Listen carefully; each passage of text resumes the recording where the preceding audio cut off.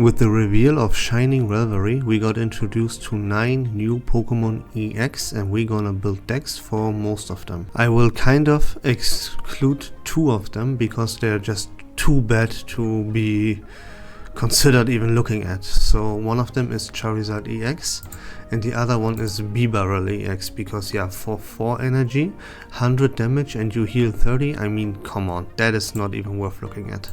For the Charizard though, you just include the new Charizard and remove the current Charizard here. And you remove 2 potions for 2 reds and there you go, that's your Charizard deck. Now keep in mind that this new Charizard is extremely garbage and unplayable, but we don't know the full picture yet. There could be cards releasing that make this Charizard better, right? Once we know every single card from Shining Revelry. But yeah, so many huge stars would have to align to make this slightly viable. It's just extremely unlikely to happen and therefore yeah, not even worth really thinking about. So we're gonna move on to something more realistic, and that is the new Pikachu EX lineup. Now this new Pikachu EX for 3 energy deals 150 damage, and with the help of Red it one-shots pretty much everything in the game. And we got new support for this Pikachu EX with Pachirisu, which for 1 energy accelerates a lightning energy to that Pikachu. And Magnezone makes our Magneton more consistent. So the point, yeah, this whole deck is based around providing the energy to the Pikachu to then attack with him twice and one-shot things to win the game. Magneton is beautiful to do that. It accelerates lightning energy to himself, and Pachirisu accelerates lightning energy to the Pikachu. And the energy that Magneton accelerates for himself, we can move that energy to the Pikachu with the help of Lieutenant Surge. And again, Red makes it more consistent, makes our one-shots more consistent. Now 150 damage is already enough to one-shot most things by itself, but yeah, there are Pokemon with 160 and 170 HP, so Red makes this deck a whole lot more consistent. It has pretty much everything it needs to succeed. There's of course, as with every deck, you have to draw into the Pikachu EX early, otherwise your deck plummets, but that is the case for every single deck in the game, as I explained and told you guys 100 billion times by now. We play that Magnezone because it is a backup attacker, right? Just in case the Pikachu, like we don't have that surge, we don't have the energy acceleration, our Pachirisu didn't do a job, we have a backup attacker here, kind of, you know? But the whole point is accelerate that energy, put it onto Pikachu, and one-shot things. That's how we want to win the game, and that's what this deck is built around. So let's move on to the next list, which is based around Lucario EX. We include Sudowoodo and Hitmonlee here for very simple reasons. First of all, they are starters. We can put them into the active to buy us some time to draw into that Lucario and set them up on the bench. Both Sudowoodo and Hitmonlee act on just 1 energy attachment, which is perfect for us. And they have much more synergy here. So Sudowoodo for hits for 1 energy for 50 if your Pokemon, if the opponent's Pokemon is a Pokemon EX. Together with Red, he can hit for 70 damage on the very first turn. That is pretty nuts. Then Hitmonlee synergizes very well with Lucario EX because what Lucario EX does is for 3 energy, it deals 100 damage plus 30 to one of your opponent's bench Pokemon. And Hitmonlee for 1 energy deals 30 damage to one of your opponent's bench Pokemon. So they work really, really well together. You can start up with Hitmonlee and set up that Lucario on the bench, right? And also prepare like the opponent's bench already with damage to then make Lucario knock them out. Easy as that. So these 2 are perfect to pair with Lucario because they are, as I just explained, they are starters. You can put them into the active, they are non-EX Pokemon and they will buy you time. And they synergize very, very well with the rest of the deck.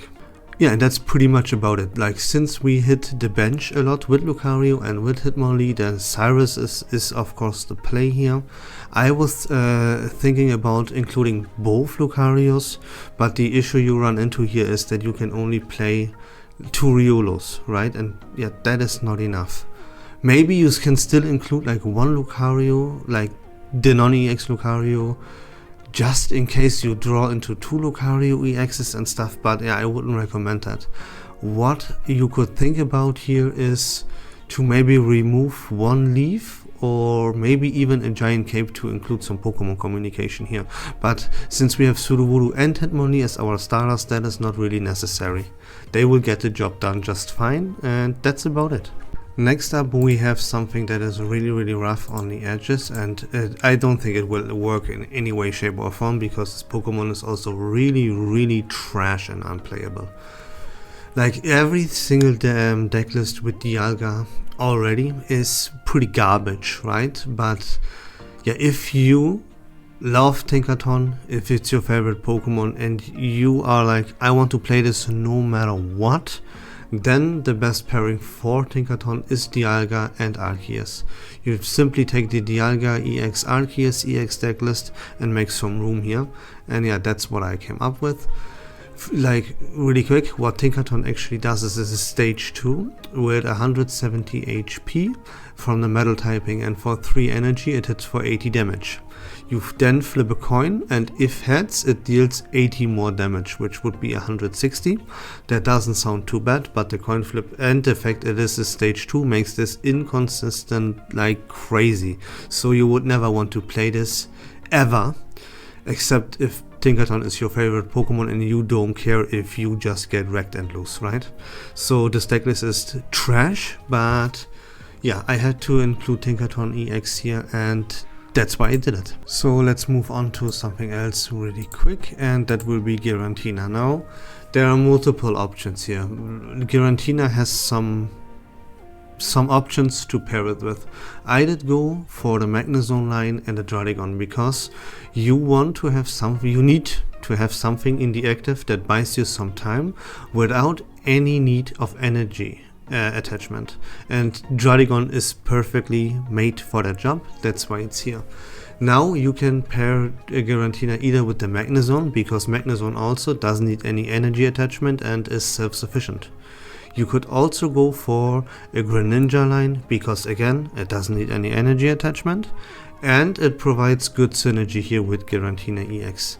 So, just in case you don't know what Giratina EX actually does is, it has an ability that says that once during your turn, you can take a Psychic Energy from your energy zone and attach it to Giratina EX, but this would end your turn.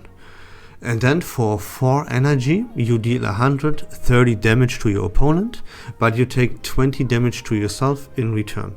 So, what this is all about is get this set up as fast as possible, right? You can have this ready on turn 3, and from turn 3 onwards, you will deal 130 damage every single turn to your opponent. That is pretty good. This is kind of fast, right? But again, you have to have this thing ready, like drawn immediately. You have to have this Giratina EX in your starting hand. If you don't have that in your starting hand, your deck becomes unplayable immediately. You will be too slow. Then it is not worth it anymore, because you skip turns and the damage doesn't one-shot stuff, yada yada, you get the point. But again, this is the case for pretty much every single deck out there. So that can't count as a downside here. And what makes this deck especially viable and pretty good is if you go second, that's huge, You have 2 energy attached to Giratina before your opponent can do anything. Your opponent has 0, you have 2. Tempo advantage is crazy here. And since you're already on turn 3 and you deal 130 damage, your tempo can be really quick. You just have to pray that you go second, and have it in your starting hand. That's pretty much all you have to worry about, but that counts for every single deck out there, so this is not a downside. I would say this deck has a lot of potential. And keep in mind, why I mentioned Greninja is because you deal 130, but there are a lot of Pokemon that have like 150, 160s, 170 HP, you know? So the 20 damage from Greninja has actually a lot of value here.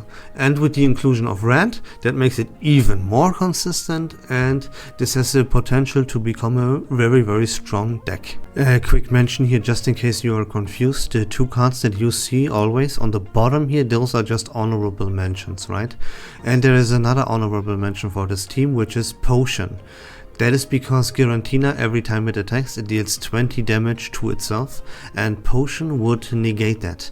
The problem is that, yeah, the space to include a Potion here is not really there. Professor's Research, Pokeball, Giant Cape, you need those cards no matter what, there's no question, right? Leaf is very, very important because as soon as Giratina is set up, and that is always turn 3, you have to retreat whatever is in the active. If it's the Druddigon, maybe a Magneton or the Magnezone even, whatever it is, you have to be able to retreat this and immediately go nuts with it, Giratina. That is a key thing about this deck, because you have to profit from your tempo advantage from that ability as much as you possibly can, and therefore Leaf is a staple. You have to play this 2 times, right? Same with the other cards. Red adds a lot of consistency. If you play the Greninja line, you could skip on the Red. Maybe you play only 1 copy of Red, blah blah blah, you know, but yeah, there's really like barely any space left here to include a Potion. I chose Mythical Slap as an option, but yeah, you only play 1 Psychic Pokemon, so I wouldn't recommend that at all. Since you play stage 2 line, Pokemon Communication could be good, but then again, the deck is all about Giratina and not about that Magnezone too much, you know. But maybe you don't draw that Giratina on your first turn, and then you draw into a Pokemon Communication, which would increase your odds of having that Giratina after you use the Pokemon Communication, you know. There's some wiggle room here to adjust that deck list, but well, you have to be really, really careful, because everything that I include here are pretty much staples, right? You have to have these cards, otherwise the viability of this deck plummets a little bit. But yeah, I mean, you know, do what you want, go for what you think is best. But enough about this deck, let's move on to something else that I think will be garbage, but yeah, I included for completion's sake, and that is a Wugtrio EX deck list. Again, there are a lot of options. You can pair this thing with a lot of stuff, right? Water is a pretty strong typing and a pretty viable typing as well. What I did go with here is Starmie EX and Palkia for very simple reasons. You have to buy yourself some time to set up that Wugtrio EX on your bench and draw into it, yada yada. So I want to have something paired with it that can come out of the gate swinging, and Starmie EX is my favorite option to do that. Although you might run into the issue of not having that Starmie ready as soon as you would need to. So I prefer to have something that acts as a viable wall here, and my choice would be the Palkia EX. I don't think Wugtrio will be viable no matter what you pair it with. It is just Dragonite, but a little bit better, and Dragonite is complete garbage and unplayable. Being a little bit better than complete garbage is still garbage, you know. So yeah, Wugtrio is bad. But yeah, completion's sake. So yeah, of course you play the Misty, right? You have to retreat that Palkia out of the active, so you play Leaf. Starmie though has no retreat cost, maybe an X-Speed would be enough. It depends on what you pair it with, right? Red is not really needed here either, because Wugtrio doesn't profit from red at all. It doesn't do anything, so you don't need to play him. So I included the Giant Cape because Wugtrio only, quote unquote, has 140 HP, not 150, not 160. So the Giant Cape is pretty important here, I think. And yeah, that's already about it. So we can move on to something that I think will be a little bit more valuable. viable, and that is this Clodsire EX deck list. Now, you pair it with Wheezing. Of course, you need to apply the poison for this deck to work, and Wheezing is by far the best option, there's no question about that. Why did I put the Shaman in here? Because reducing your retreat cost by 1 just by sitting on the bench, right, that is pretty valuable. Why? Because Wheezing and Clodsire both have 3 retreat cost, and with the help of Leaf and Shaman, that would make you be able to retreat them, which you would absolutely need to. As you want that Wheezing in the active, use its ability to apply the poison. Then you need to retreat it though. And again, he has 3 retreat cost. So with Shaman and Leaf you can do that, just in case you don't have that Koga ready. And then you go nuts and apply the 120 damage with Clodsire. Now, just in case, let's go over Clodsire EX real quick. It is a stage 1, it has 160 HP, which is good. And for only 2 energy, it deals 60 damage. But if your opponent is poisoned, that damage doubles and it becomes 120. That can be really fast. And it's pretty strong, honestly. You have to, again, you have to draw into your stuff, right? Same story for every single deck out there. So this is pretty strong.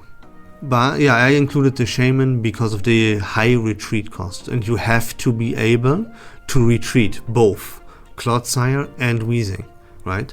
You have to retreat that Clodsire out of the active because you need something else in the active that can apply poison.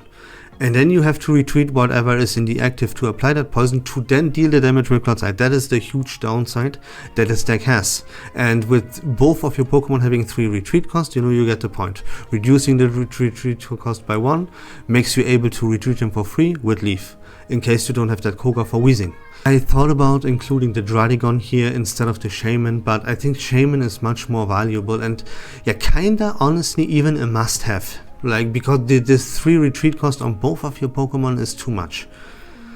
That's why I think Shaman is more valuable, but Dradigon is definitely an option here. And remember, since you attach 2 energy to Clodsire anyways, you are able to retreat it even without the Leaf. But then you can't bring it back into attack and you get the point here, right? And that is all that this deck is about. There's no wiggle room here. You need the Leaf. You get a giant cape, maybe you can get rid of 1 copy to include a red or a Pokemon communication, but that's really all about it. And that's Clodsire EX for you. It's one of the better decks, right, that we covered. So I see the Pikachu EX being pretty good. I see the Clodsire having a lot of potential. The Garantina has a lot of potential. So prepare for a meta shift here. Especially Red seems to be a very good option for a lot of decks. So the meta will change and it's pretty exciting, honestly. There's one more EX Pokemon revealed that we have to cover as well, and that is Beedrill EX. Now, first of all, let's go over what Beedrill EX does. It is a stage 2 with 170 HP, and for 2 energy it does 80 damage, which is laughably bad, right? And you discard a random energy from your opponent's active Pokemon. That is also not good. It might sound way better to you than it actually is, but that 80 damage on a stage 2, that is just not good, honestly. And discarding an energy from your opponent's active Pokemon, what does it really do? He can just reattach it next turn and that's it, right? And you only deal 80 damage, so this won't be viable at all. You still pair Zerabi with Executory EX, there's no question about that. So there's no grass deck without Executory EX. If you play grass, you play Executory EX, and that's the end of that. Now I can already see people mentioning that Leafeon EX. If you are one of those, I'm gonna delete your comment and I will try to ban you. I don't even know if it's possible to ban people on YouTube, but I will try my best to figure that out, okay? Because Leafeon EX is unplayable trash, so don't even think about coming up with that. Don't talk to me about Leafeon EX, right? I don't want to hear anything about this garbage card. So yeah, if you want to play Beedrill EX though, no matter what, then you pair it with Executor. Will it be good? No, absolutely not. And yeah, don't forget about the Erica. Red doesn't do much for this deck. I mean, it's decent, but it doesn't do much. You deal 100 then, so you still don't get the one shots, right? Maybe you play that red for the Executor though, who knows? It's a possibility, but I would prefer everything else. You need the X-Speed, you need the Giant Cape, you need that Erica, so I don't see any space to include the red here, honestly. And yeah, Pokemon communication is something you have to think about as well, because you play a stage 2 line. And yeah, that's about it. This deck will not be good, I'm telling you right now, but for completion's sake I had to mention it, and there it is. And that's about the video. If you like Pokemon TCG Pocket content in general, please consider leaving a follow on my channel, I would really appreciate that. But until next time, take care of yourselves, have a great day, and bye bye.